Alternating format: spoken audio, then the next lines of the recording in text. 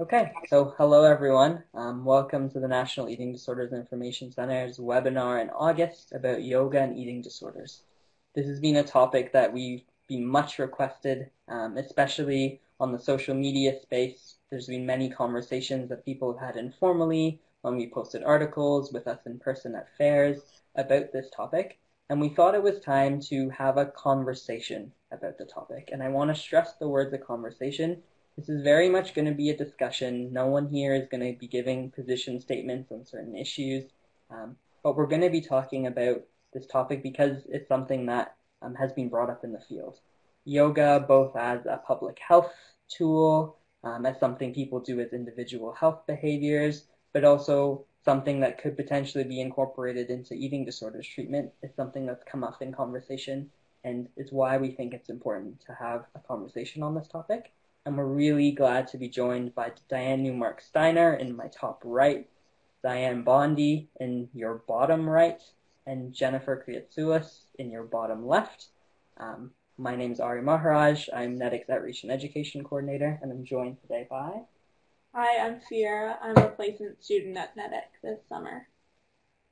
So to begin, we're going to get Dianne Bondy to lead us through a little breathing exercise, knowing that many of you watching live and those of you on YouTube maybe haven't started your video watching with a breathing exercise to really set the tone for today. We'll then walk through some questions for discussion, and we'll leave some time at the end for all of you to ask questions. And we know that some of you have already pre-submitted questions through our webinar registration. So we thank you for that and pass it over to Dianne. If you are seated and if it's available to you, go ahead and bring your feet flat to the floor. Perhaps spread your toes out whether you're wearing shoes or not, or whether you're able to press down through your feet. Maybe press down through your seat as well. Draw the head of your arm bones back and squeeze the shoulder blades together so that the chest is lifted and the collarbones are broadened. Then close the lips and bring the breath just comfortably in through the nose, out through the nose with your normal, natural breath that comes to you without effort, but we bring it to ourselves with mindfulness, remembering that we are entering this space as a collective in order to serve, to connect, to learn, to collaborate, to be in community with each other. Take a few deep breaths here and know that our intentions are to educate, to learn, and to be.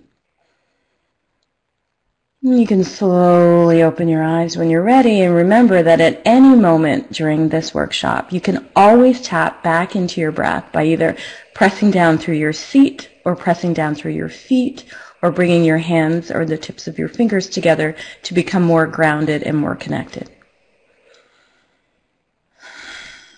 Thank you. That was wonderful. Thanks, Dianne.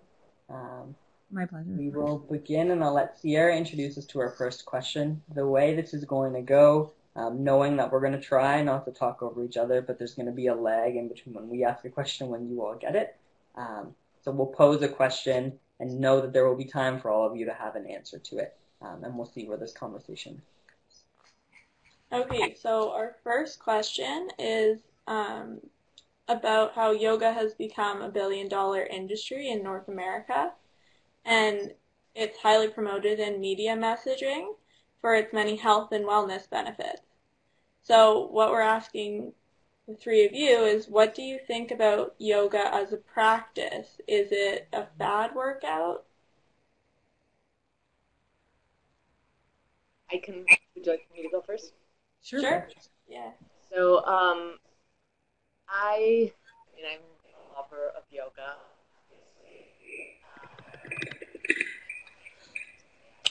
Uh-oh. We may have lost you, Dianne, or we can hear you kind of, but not fully.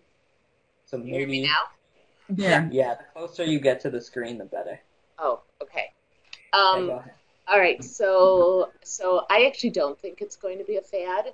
I think it has the potential, but I think that more and more people are learning about the depths of yoga and learning that the asana, the physical postures of yoga, are a piece of it, but they're experiencing accepting in their own bodies and in their own hearts of how deep the practice can be. And my sense is this is going to grow. I think it has the potential to be a fad if it gets too commercialized and we go too far in that direction. But I feel like we have so many people who are just finding this to be a very healing practice. So it may spike and then come back, but I think that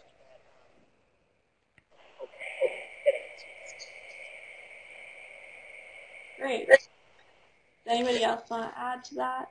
I'm going to weigh in here. I've been practicing yoga for 46 years almost. And so I know that it's been around, perhaps not a mainstream vehicle for a long time. I think it's become more of a mainstream health and wellness modality in the past 20 years. And it has peaked. It has had a moment of its peak, but it's also sustained a peak. We do see the commercialization of yoga in things like beer yoga and goat yoga and all these other things, which I think have their place and I think are okay things to do. But at the root of it, I think people are understanding that it's a deeper reflection into yourself. And I think that can never be a fad and that never grows old. That maybe the postures themselves have become like, okay, well, people are doing all these different kind of postures and it's kind of fun. But I find that the postures will often lead to a deeper understanding of who you are and what you're about and a deeper connection to others, which can only help in establishing our own relationship with our body and understanding. It's been huge in helping me understand that my body is my own for my own enjoyment. It's a singular practice that I can do, which is not competitive. It's a practice that I can do anywhere. It's a practice that can help me alleviate anxiety. It's a practice that instantly connects me to my body through my breath. And I think for that reason alone, it isn't a fad because it is so individualistic. Plus, it's a fad that's been going on for over 5,000 years, primarily in South Asia and in India, where it's originated and where its home relies, and in the West for quite some time. I mean, I practice yoga with my mom, and I've been almost practicing for half a century. So I think the fatty stuff you'll see go away will be the beer yoga and the goat yoga and whatever else yoga seems to be kind of the yoga of the moment. But I think the core practice in getting to know yourself, connecting with your body, your spirit, and the larger connection to social justice and restorative justice will keep it relevant forever. Yeah, I agree with what everyone is saying.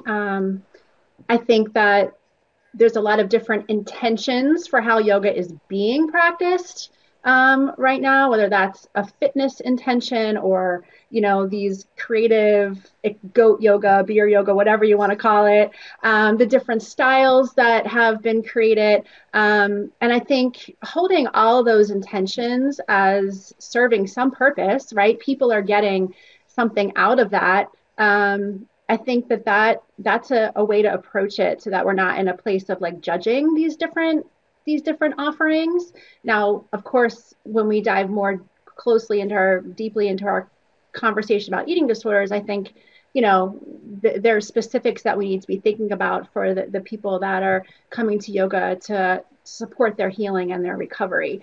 But in general, I think thinking about, what are the intentions for these different types of offerings kind of just opens us up and keeps us connected.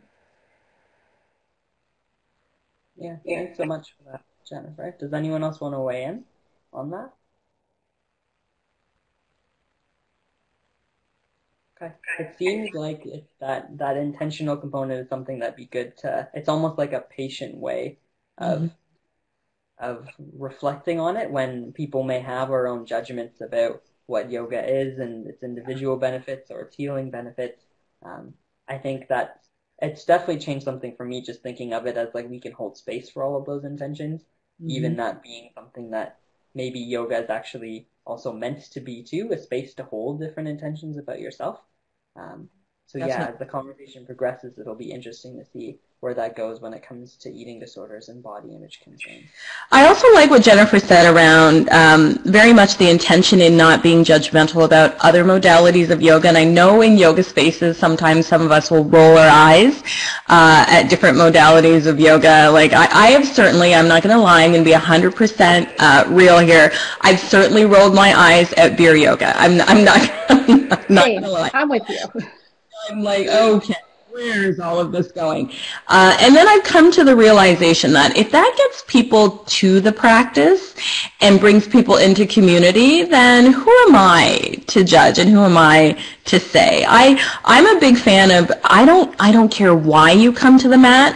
I'm more interested in what you learn when you get there, because that can be a portal to a greater understanding about yourself and about the world around you and about how you connect with others, even if you have a beer in your hand while you're sitting on a yoga mat. I know lots of people have feelings around this, and those people out there who are practicing all different kinds of yoga, perhaps we could take a step back and be a little less judgmental about how we see yoga, which is a nice reminder for me, Jennifer, which is a really nice reminder for me, because I do feel it's such a personal practice that sometimes when we feel it's being perhaps watered down or taken out of context, we can get we can get into our feelings about it. But I think it is very much a unique practice, and I think what is really traditional about yoga, to quote my friend Colin Hall, is its ability to adapt and transform and to grow, quite frankly.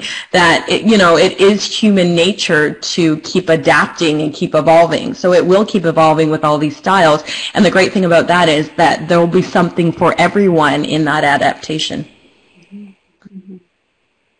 Yeah, I mean, and I have to admit, I am not judgment free by no means, I mean, I'm a certified yoga therapist. I'm trained in classical yoga. I mean, yoga is lifestyle, yoga, capital Y, it's breathing, it's meditation, it's movement, it's so much. And so I can very easily slip into that, like, that's not yoga, that's crap, but there is this sense, like Dianne said, like if it creates community, there is so much to be gained from community. So that's part of my practice right now, right? Like not standing in judgment of maybe styles or modalities that I don't participate in. There's got to be value if people are doing them, right? Exactly. All right, so maybe we'll move into the next question. What do you think about the way that yoga is presently advertised to the public? Although it hasn't always been the case, we've noticed that the bodies used to advertise yoga in North America, especially, presently have shifted to mainly being white women who are predominantly in smaller bodies. Mm-hmm. What do you guys think? I'm going to jump in as a black woman in a bigger body. When I first came to yoga, I did it with my mom in the basement of my house, and then we went to the community center, and there were all kinds of bodies at the community center. It wasn't until it became this mainstream kind of thing to do in the early 90s. Like, I did yoga in the early 90s when it was this newfangled class at the gym, and I was like, oh, my mom and I have been doing this for a while, and I think Madonna started doing it, and then it became a fad. When she started doing it and wearing a red string around her wrist, then yoga was for everybody.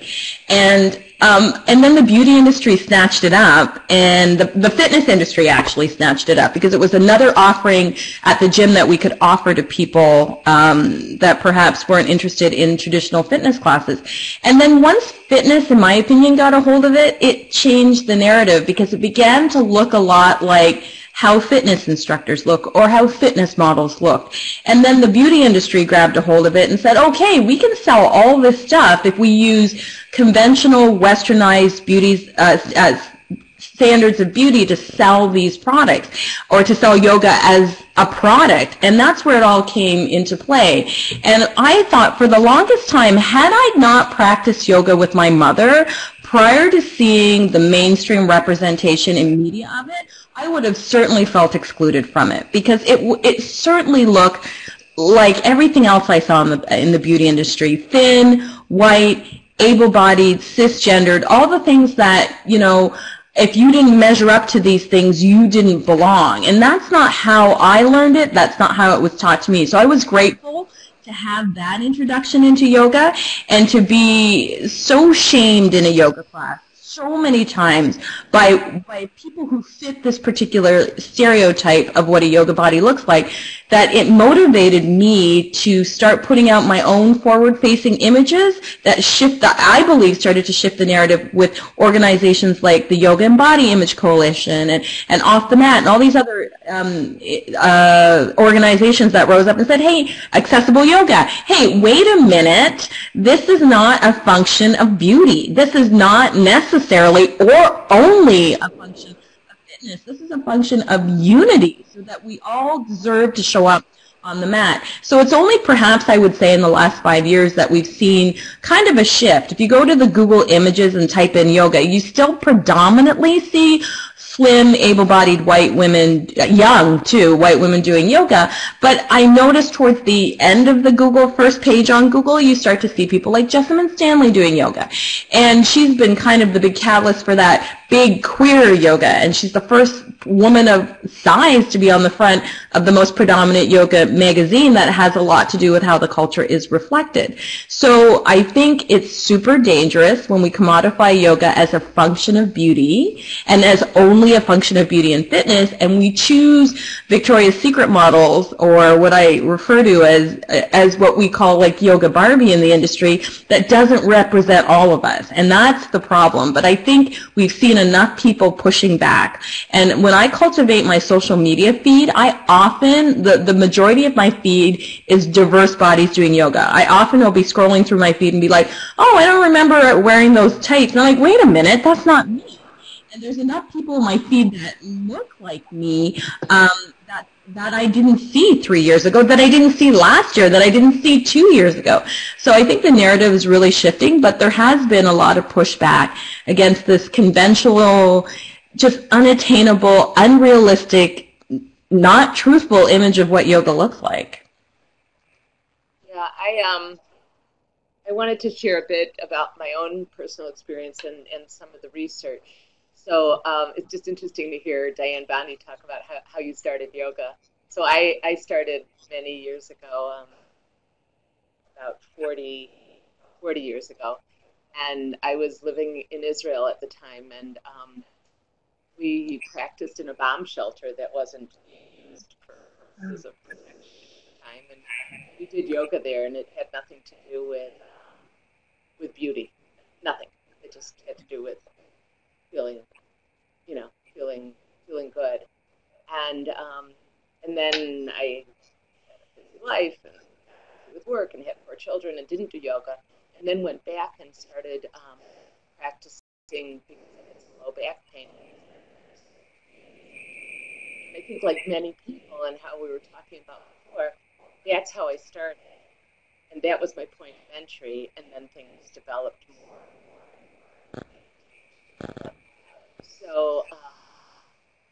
So I find it, of course, very disturbing when yoga is presented as something for thin, white women. And we conducted a study where it was a mixture of a qualitative and a quantitative study on what how people felt that yoga influenced their body,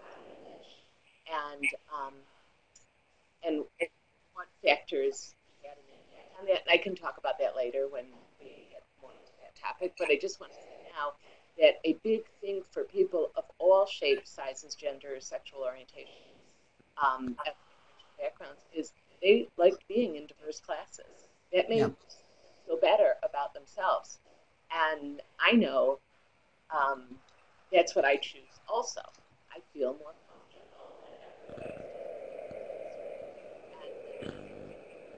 That is, thanks to the work that you're doing and other people are doing, it is becoming more mainstream. We have a long way to go, obviously.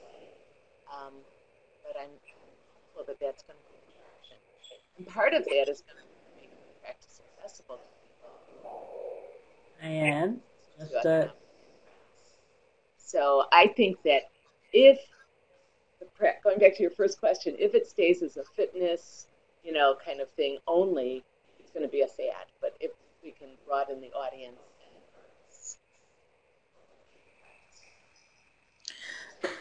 Dianne, can you lean in? Can you lean closer to your screen? A little bit. You're cutting out. If you could lean way in. Like, you probably have to sit, like, way in. So. This. Yeah, unfortunately. But Sorry. Could other people not hear me? We could hear a big chunk of what you were saying. You just started to fade a little bit more at the end there. Sorry about that. No, that's okay. That's okay. I think people are patient with us knowing the technology behind it, so that's okay. Hopefully you got the main idea. Yes. Yeah. You did. Yeah. You very much did. Did you want to add anything to it, Jennifer? Sure. I'm very concerned with how yoga is marketed. And personally, as someone in recovery who now serves the recovery community, I'm always thinking about the people that I serve and how these images are translating into how they're receiving those images and what that's communicating about.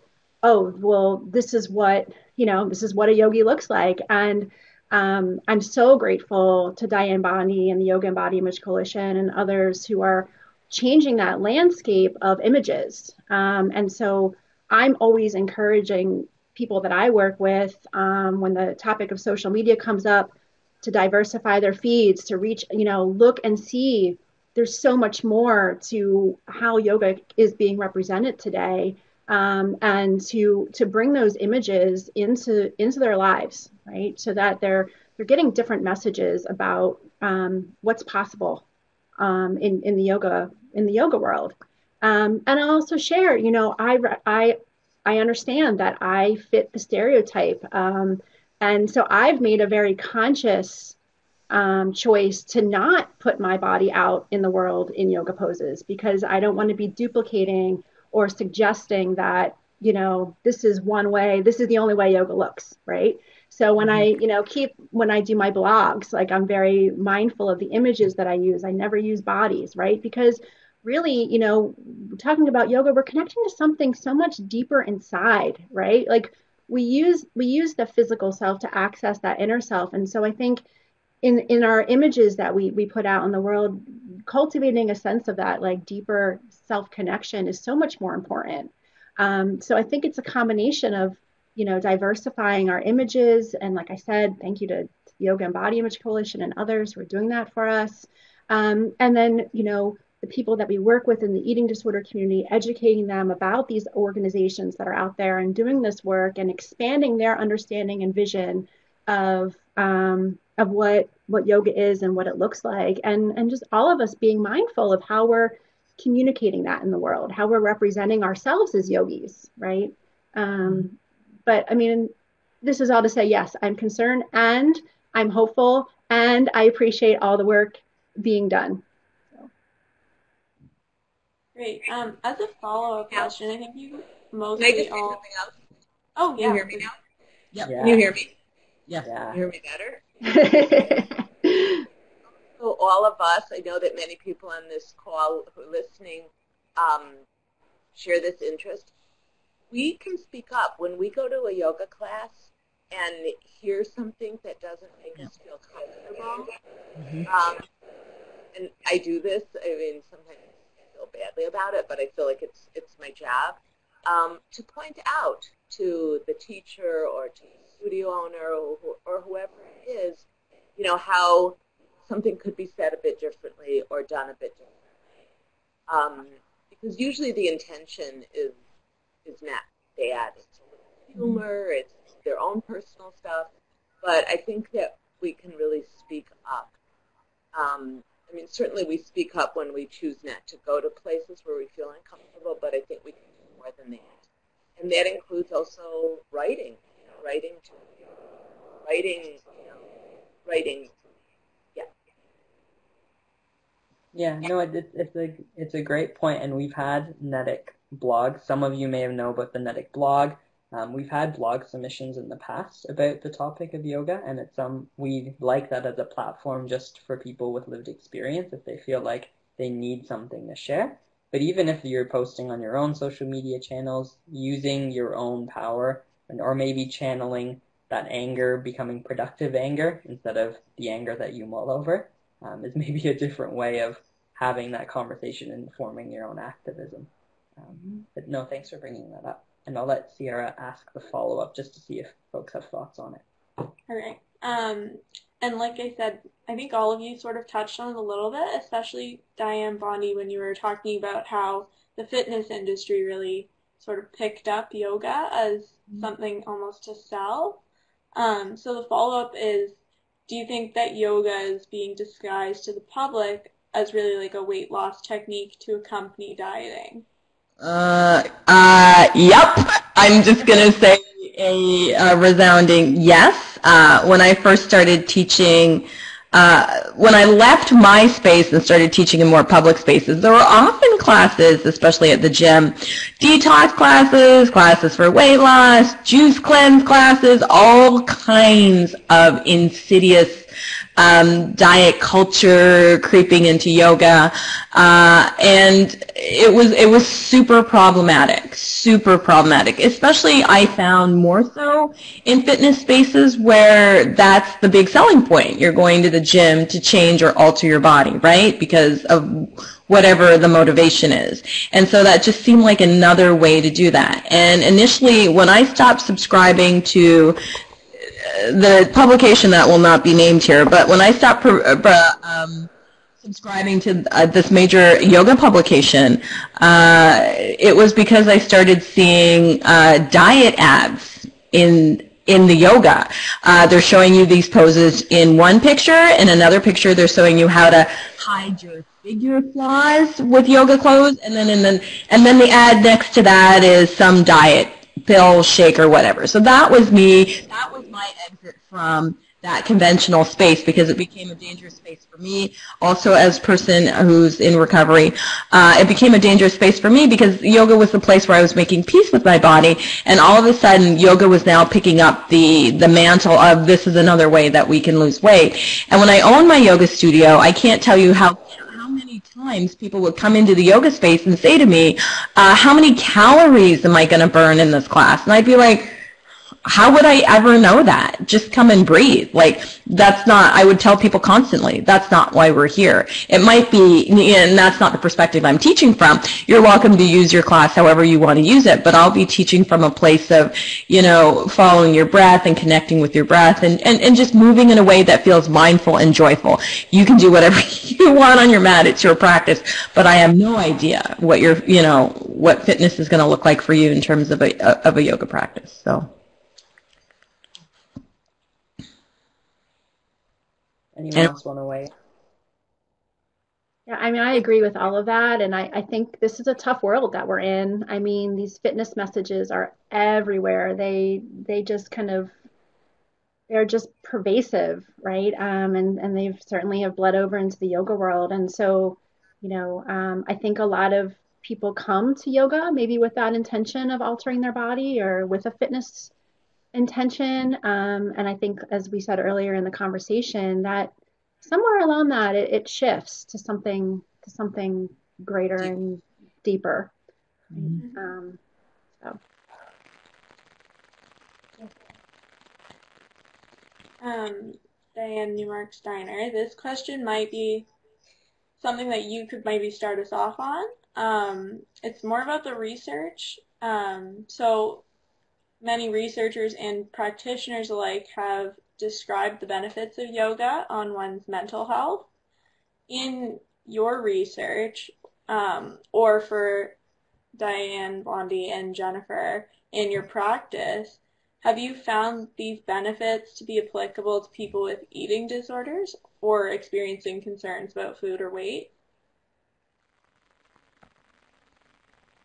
So please tell me if you cannot hear me, okay? Yeah. We can hear you. Okay.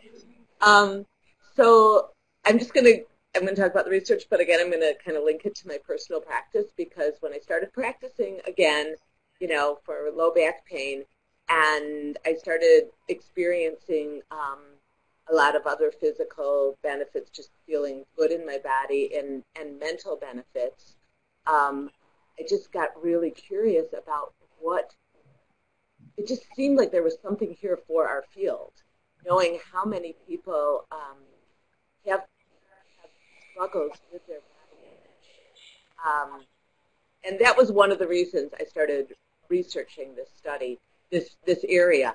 The other reason was I heard a lot of yoga teachers saying things that I didn't quite buy. Like, if you go into a twist, you're going to twist out 98% of the toxins in your body. And I was wondering where that percentage was coming from. So that's actually how I started doing this. And it turned out that I run a large study called Project EAT, and we had a question on there not intended to look at yoga. It was actually yoga and Pilates combined. It was part of a physical activity survey. But we looked at it because that's what we had, and we saw that people who engaged in yoga / Pilates, we compared them with their body image and disordered eating. And the main message that we found was that, yes, like everyone in the population, people who come to a yoga class or a Pilates class, and then we refined the measure later. So we found the same thing when we just looked at yoga, is there are a high percentage of people in your class who have body dissatisfaction and engage in disordered eating behaviors, and they may have an eating disorder. So our conclusion from this work was that this is a great place to help people if done properly, if teachers are trained, if the studio provides a supportive environment, because people are coming to your classes who have population. Hold on, Dianne. We lost that last sentence. There sounded like there was like water somewhere, and I don't know if other people heard that too. I don't know what that was. That's okay. So if you want to just repeat where you were at that last sentence again.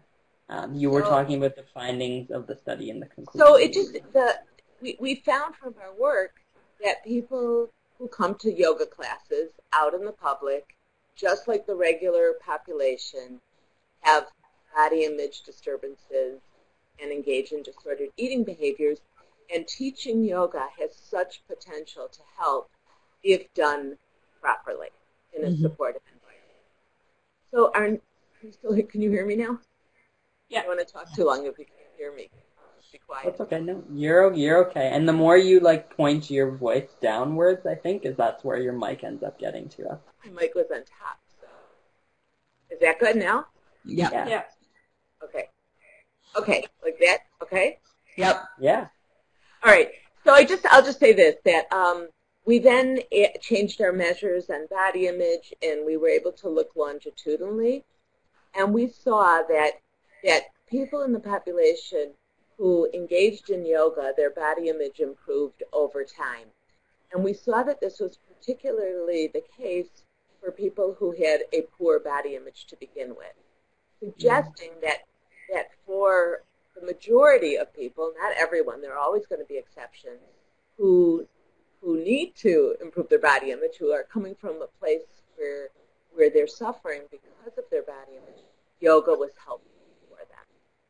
So that partially addresses your question. It's not a perfect study design. No study is perfect. And much more research to be done in this area. And then we took it the next step, and we looked to see why they thought it was improving their body image and for whom it wasn't improving their body image, because it isn't always a positive experience to go to a yoga class. True. And I think that's really important also. And I can tell you more about that, but I'll let someone else talk. Thank you. Either Dianne or Jennifer want to weigh in?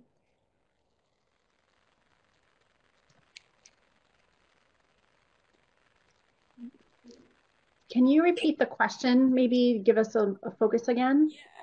So especially for Jennifer and Dianne, in your practice, have you found the benefits of yoga to be applicable to people with body image concerns or eating disorders, or those who are experiencing concerns with food or weight? Knowing that, like, it's not the diagnosis, I think that's the most important thing here, but if there are folks who have identified as having body image concerns or identified as having an eating disorder, for those of you who have done work with people in treatment or in recovery, the regular benefits that we all hear about yoga, do you think they're applicable for those people who are in need of extra support? I mean, in my personal story, it's been the key to my healing.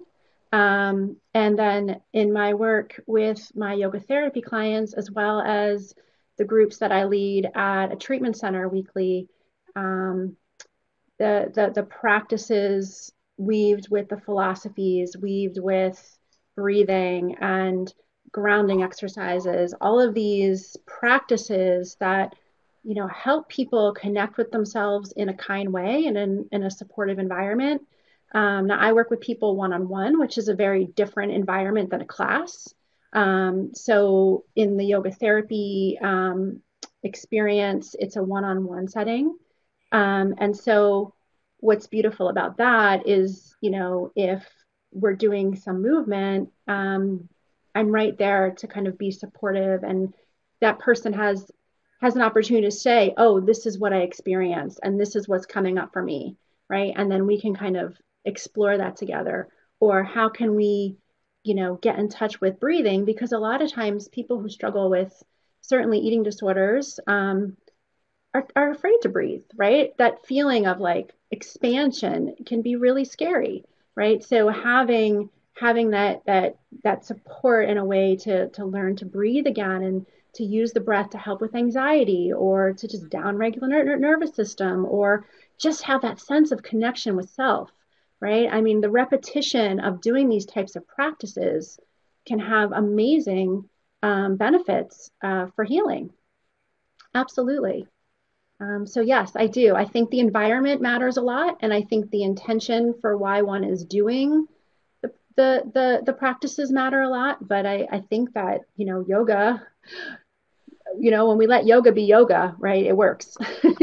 it works.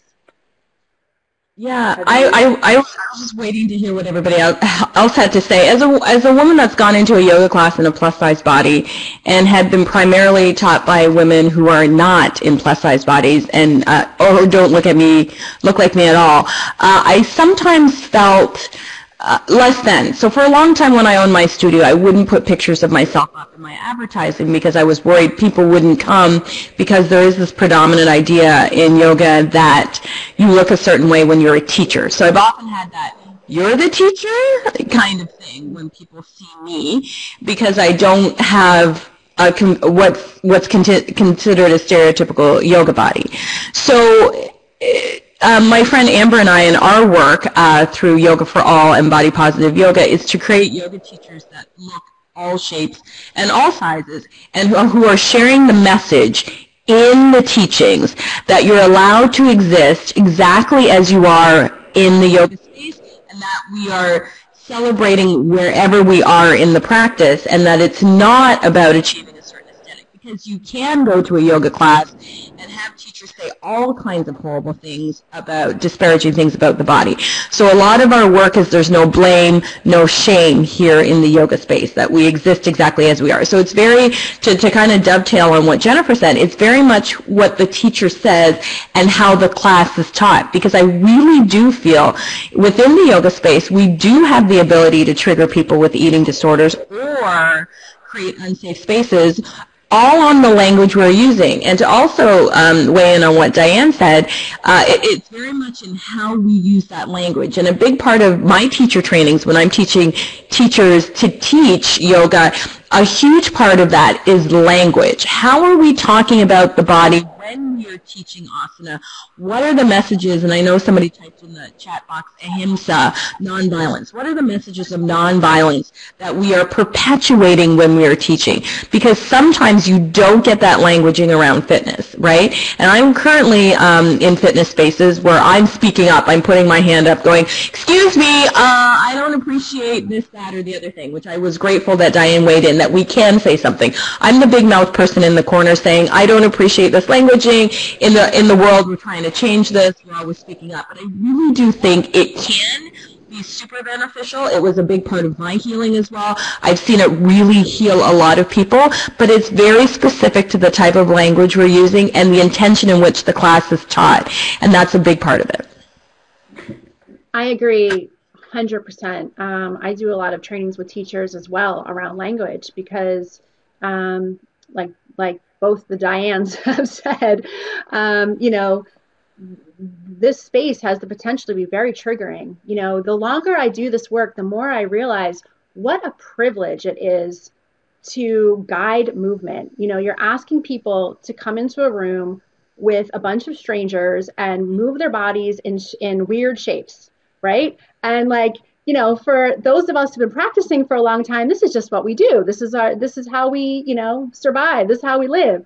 But, for people who are, whether they're in eating disorder recovery or new to the practice or whatever their story is, because everyone is coming to the mat with a story. It doesn't have to look like my story or your story, but they have a story. And so, it is a privilege to guide that movement and bring people right into the center of their beings, right? And if our language is not, in that kind, guiding, tone, or our language is, being very disparaging or shaming, that's not right. That's not okay. We as a community, we really need to come together and change that. Because I think we can all tell stories of people who are like, oh, I can't go to yoga.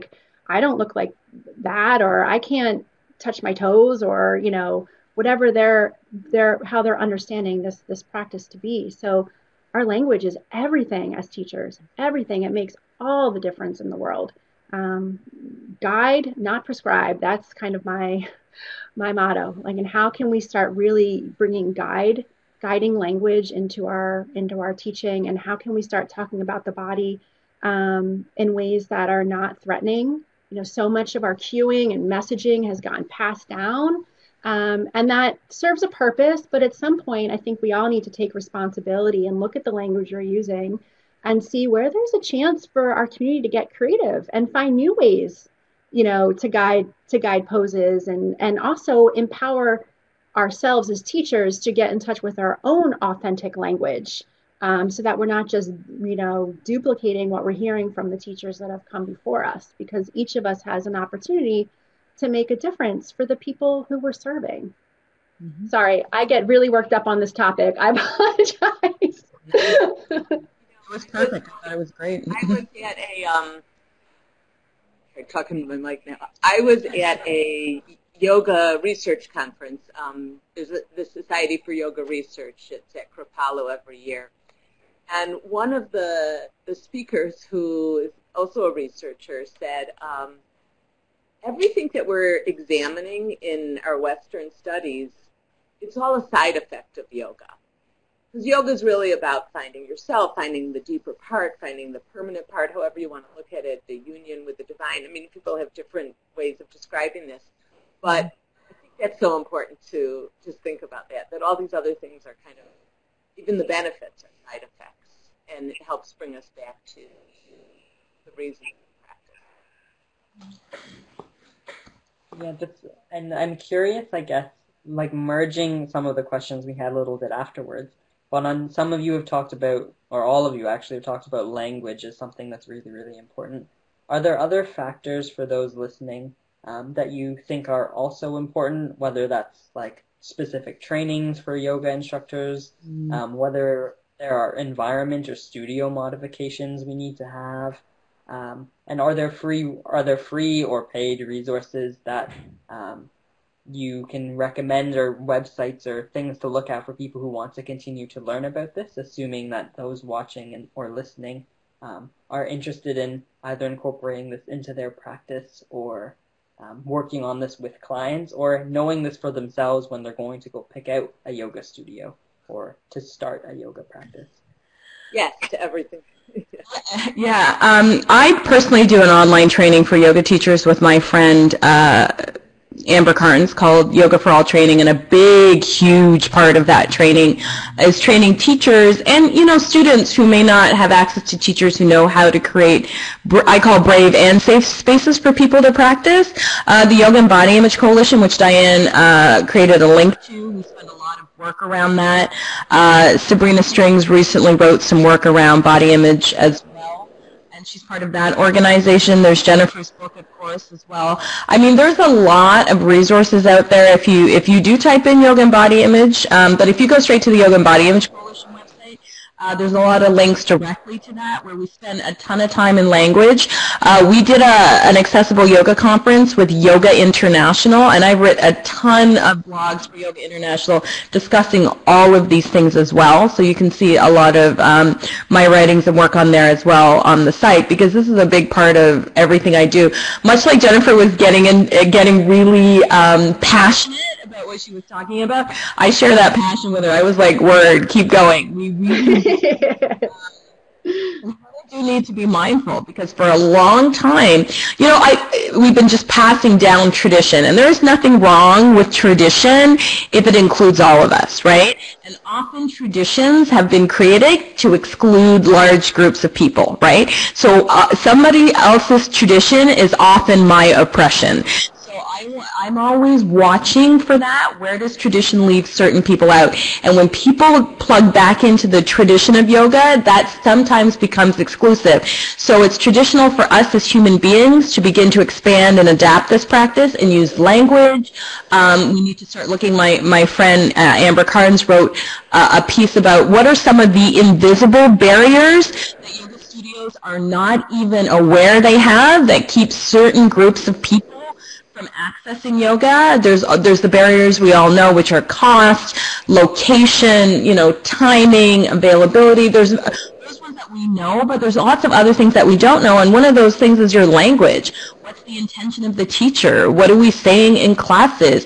And another barrier that I found that came up for me, I just got back from the UK teaching a workshop on this very thing, that I noticed even when you go into some yoga spaces, it can be other students' judgment of your body, not the teacher, not the management, not the desk staff, but the other people you roll out your mat next to. So culturally, as a society, what are our biases against bodies that don't look like the way we believe they should look? Or or looking at people from your vantage point of thin privilege. There's lots of things that make these spaces feel really unwelcoming, and we're not even conscious of it. I had a stare down with somebody in a yoga studio lobby who was giving me the once over because my body didn't live up to her expectations, and I was ready to talk to her, and maybe I might have been even ready to fight her, but I had to come back to my breath. But once I started staring her down, I think she was unaware that she was giving me the side eye, and I think we're not even aware that we're making judgments on other people's bodies, but it's evident on your face, and that's part of your self-study. Swadhyaya in yoga is if you're looking at somebody else and making a judgment, you need to take that conversation inward. Sorry, I get passionate about that stuff. Yeah, no, it's good. It's good. Yeah. I mean, you mentioned Yoga International, and back to the original question, I recently had an article come out on Yoga International about accessibility and eating disorders, and actually mentioned Dianne's training. And so, some of the things that I was looking at in that piece was, how do we make these spaces more accessible for those in recovery? And, back to your original question, some things that I'm thinking about are, the types of offerings that are being made, educating the care providers, educating therapists, dietitians, physicians, people who are going to say to a client, go do some yoga, right? educating them about, well, what are the offerings, and what are the offerings that would be a good complement to the recovery mindset, especially early on in recovery. So, just educating them about the different styles, educating them about, there are some styles that are very vigorous and done in very hot rooms. These are not appropriate for people early in their recovery. Educating them about, there are mirrors in yoga studios. As much as I wish there weren't, there are.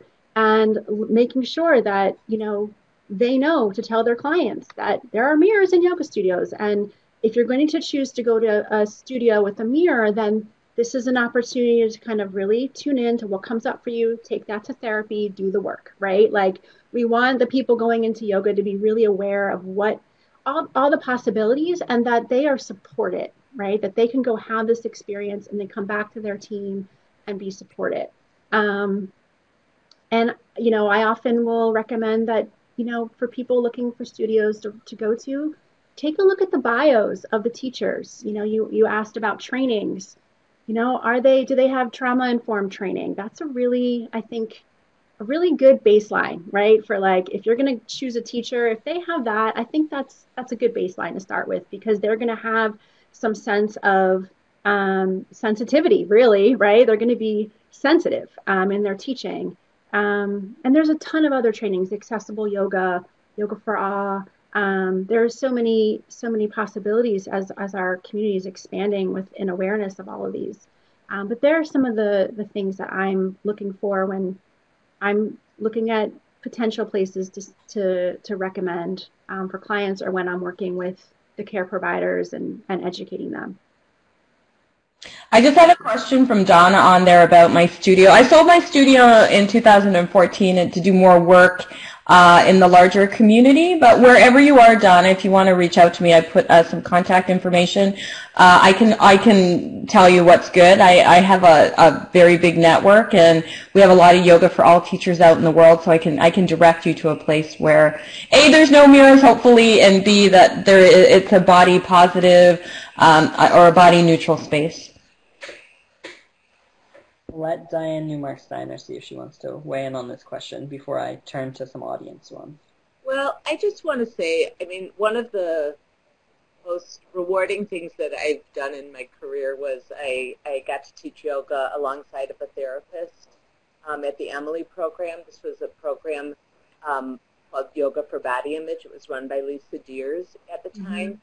And so I taught yoga, and then there was a therapist there.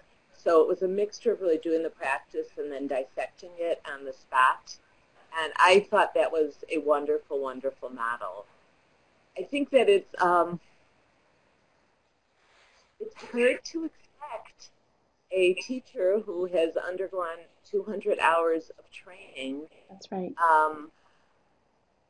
To be able to deal with difficult situations. So we just need to recognize that. There are going to be all kinds of teachers and all kinds of studios and all kinds of places. And I think if we really want to address these issues of opening up and making people of diverse body shapes and sizes and different issues and different life experiences, there need to be active efforts. Yeah. Yeah, no, we agree, and I think that's part of the reason why we've had this webinar to kind of showcase that this is something that's really important for us to focus on, but also for the people watching, whether in their wherever they are in the constellation of having an eating disorder related concerns, that yoga can be for them too, knowing that there are going to be concerns and things to watch for. And most of our audience questions, actually, and I'm pulling them up on my phone. Can I say one more thing? I'm just actually engaging in this year-long program, and we talked about this yesterday. When we talk about yoga, it's a whole practice. We've said this, it's obviously not just the physical place. In the Yoga Sutras, which is kind of one of the Bibles of yoga, there are, I believe, 196 sentences or points of guidance, and only 2 of those actually have to do with the physical postures. Mm-hmm. So people can come into it at any point. Most people come in our culture through the physical practice, But if there's someone who that's difficult, they can come in through reading or through breathing or from many different places.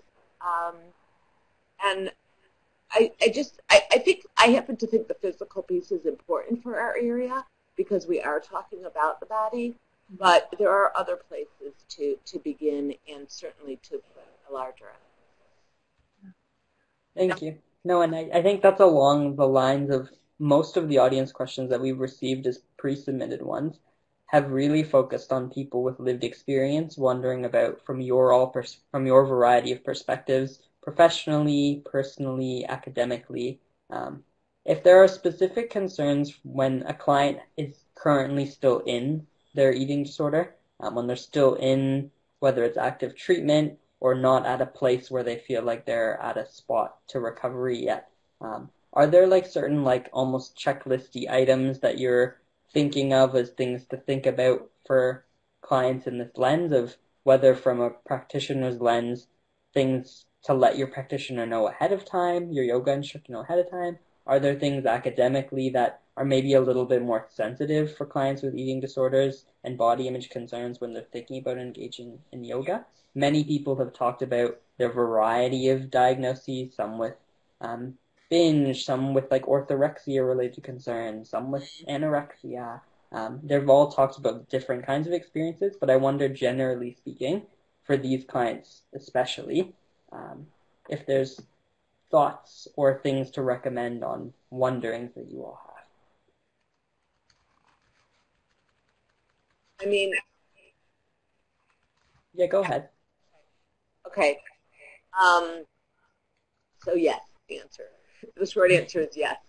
I think, and someone's written a comment about this,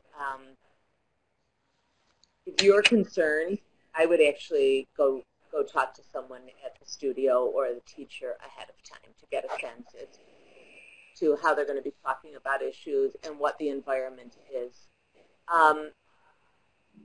A general recommendation would be I think, and I'm curious what Jennifer and Dianne Bondy think, is to go to a more restorative class where there really is an emphasis on being comfortable in your body and working on the breathing.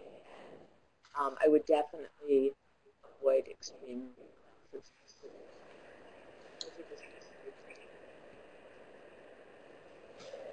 We definitely avoid extreme and hot yoga. Is that what that last part was?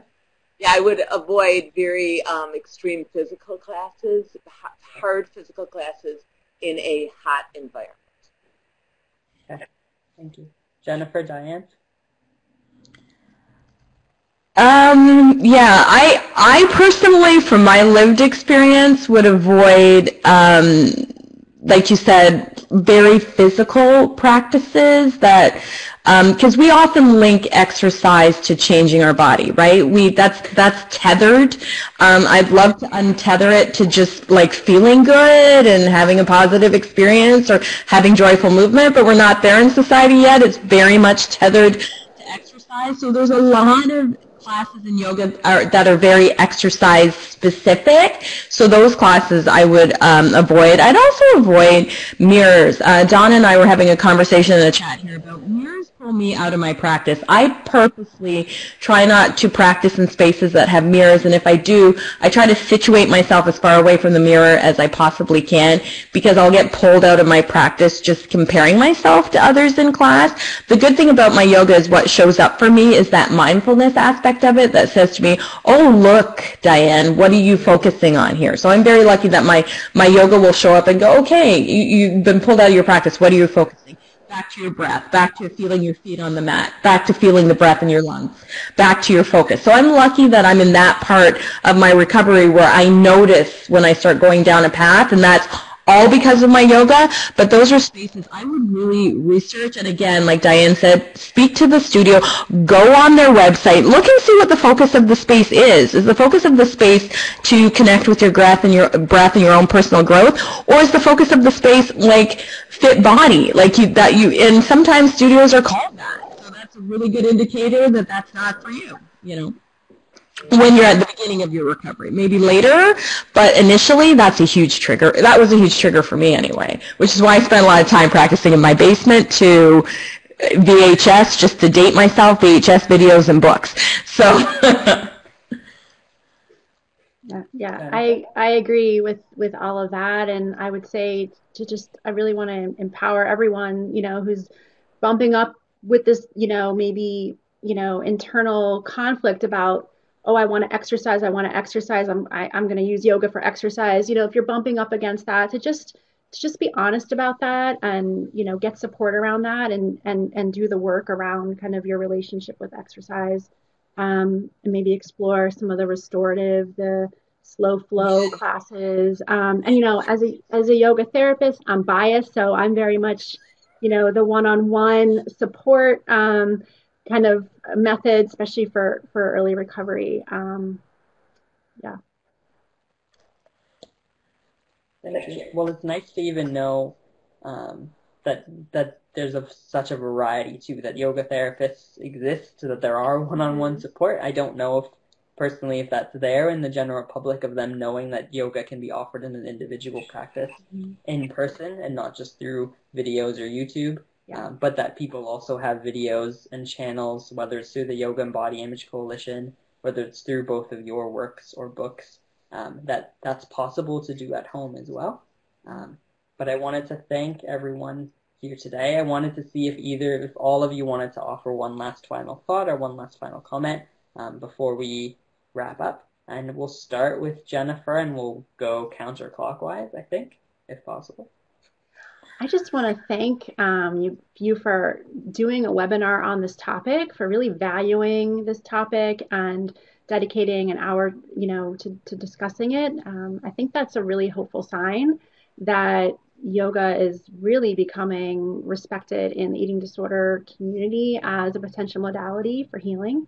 So thank you for that, and what an honor to be on the panel with these two amazing thought leaders and inspiring women. So that's my final thought. Thank you. It's gratitude is my final thought.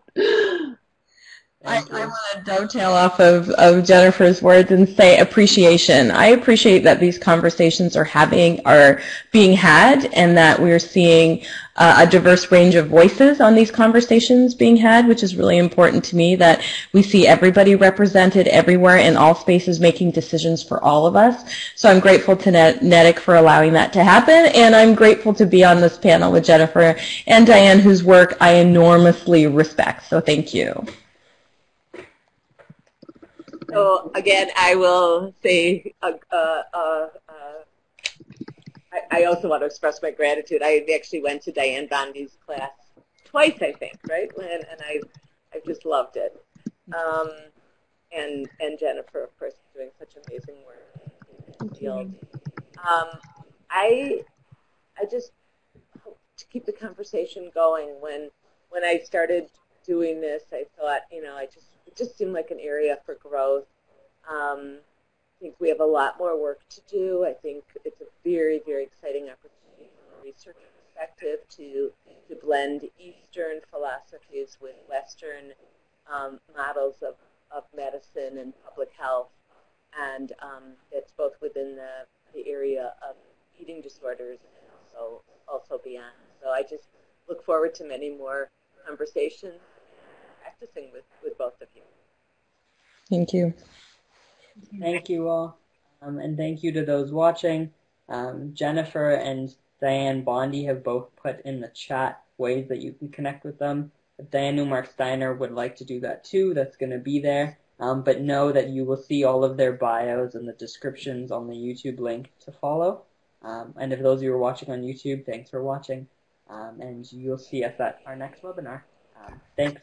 Thank you. Thank you so much. Thank you.